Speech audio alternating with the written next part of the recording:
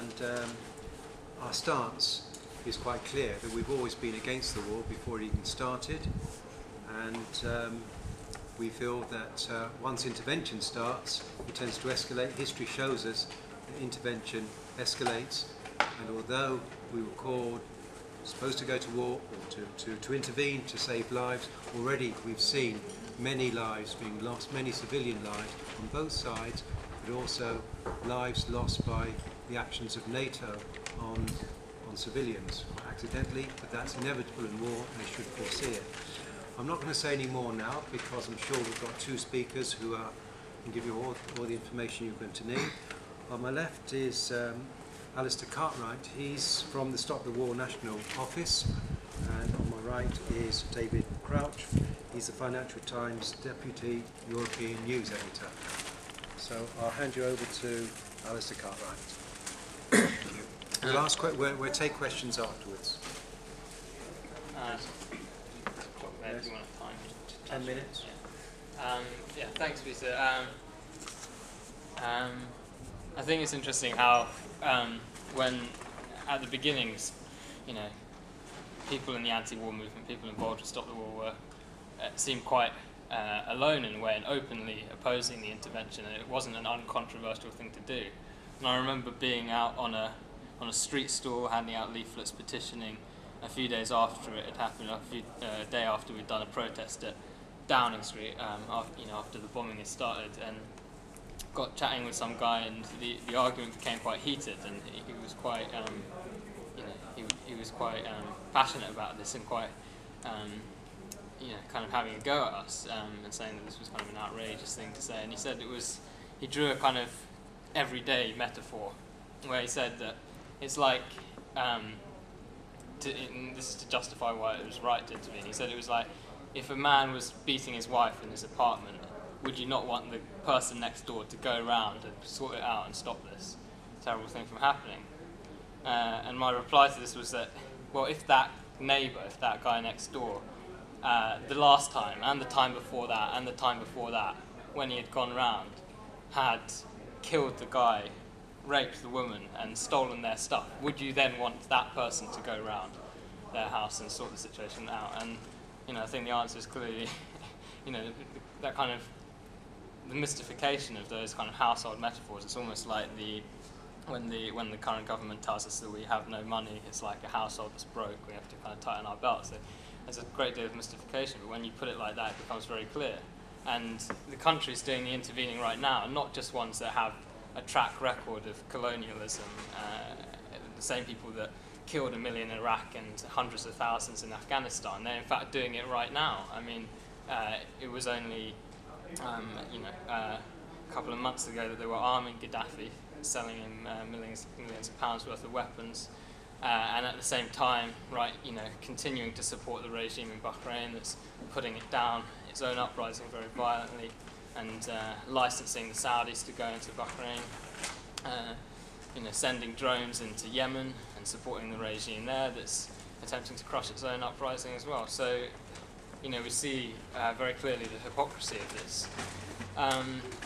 And I think there is a tendency for some people to want to kind of separate off that hypocrisy, to say, oh yes, well, we admit that they did wrong in Iraq and that they're still up to no good elsewhere, but this is such an urgent situation, we must do something about it, and just give them the benefit of the doubt on this one thing. Kind of, it becomes an isolated thing, but you can't really isolate it, because it's not just about hypocrisy. It's not just an issue of kind of morals in the abstract. It's about intentions, if you will. It's about who are the people doing the intervening, and why are they doing it, and what is the outcome going to be? And it's almost like I compare it to Afghanistan, where people say, but if we leave, Afghanistan will collapse, it will descend into chaos, Taliban will be resurgent and so on. But the point is, you can't transform the troops there into peacekeepers just like that. I mean, the nature of them, the nature of the force is that they came as an invading army, they stayed as a kind of foreign occupation, and they're going to leave as a defeated imperial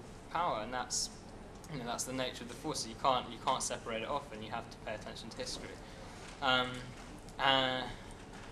And I do see this as being connected to Iraq and Afghanistan and Stop the War of course, was set up to oppose those wars, and now we have the threat of new wars, with Libya. They claimed Iraq was a good war, and then Afghanistan was a good war, and now that Libya is a good war. But I don't think this is a good war. It's a dirty war, and it has been from the beginning. And I would point to support that to, at the beginning, the way it was, the kind of coalition was put together.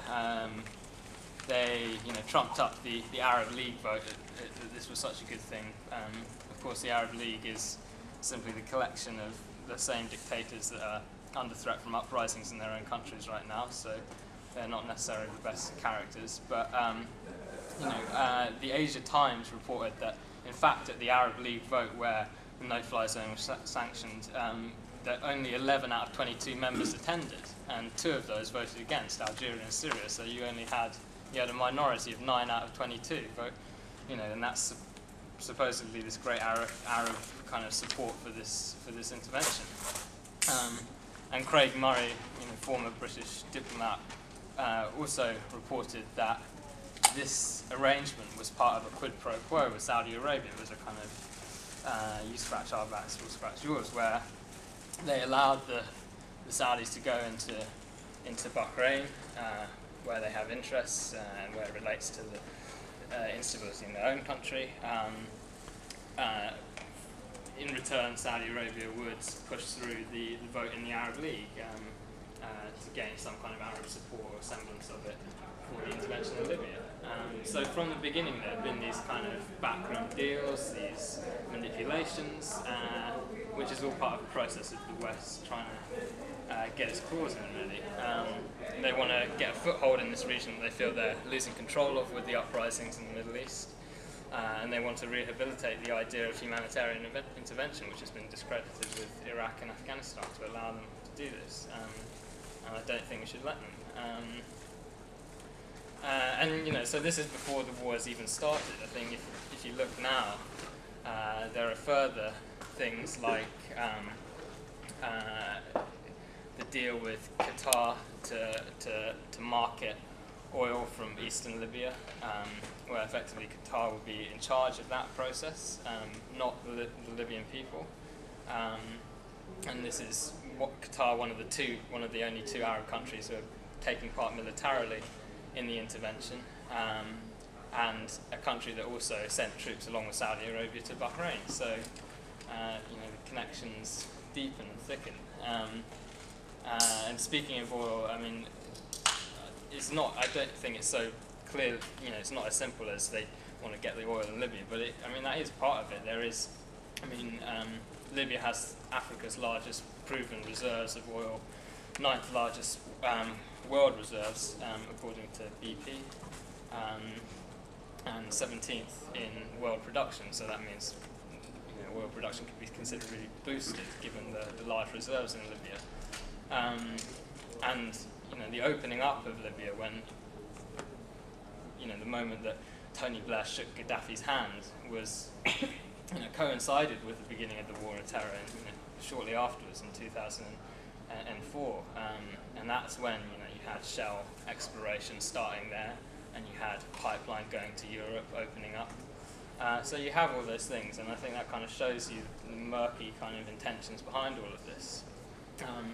But it's not just about oil directly in Libya, it's about regaining control of this whole region, which is where the US control is being challenged with the uprisings and people struggling for democracy. The kind of imperial architecture that was there that allowed the war on terror to take place, because you have bases in the region on Arab soil, you have dictators holding down the outrage of their own people against these wars, and so on and so on. That has been challenged by these uprisings, and now the West is trying to reassert itself in the region. Now that the war is fully underway, we can kind of see where it's going with the casualties that are developing. There was scores of civilian casualties in the first few days, but now we've seen, rebel forces getting bombed by accident by NATO, and even a tank column attacked yesterday, supposedly.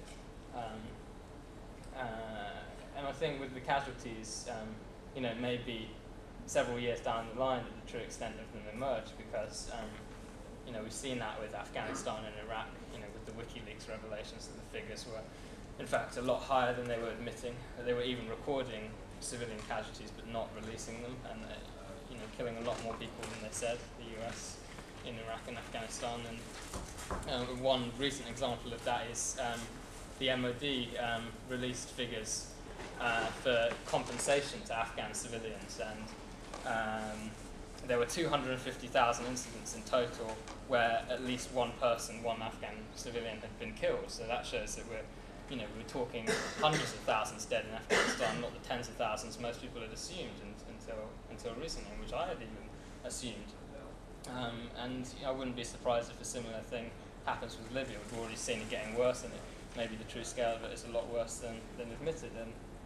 And one revealing incident of this was, people probably remember when a US fighter pilot went down after a few days into the bombing near Benghazi, and they rushed to save. Well, I think it was two pilots. They rushed to save them with helicopters and guns blazing, which shows the kind of fear they have for one of their guys getting captured.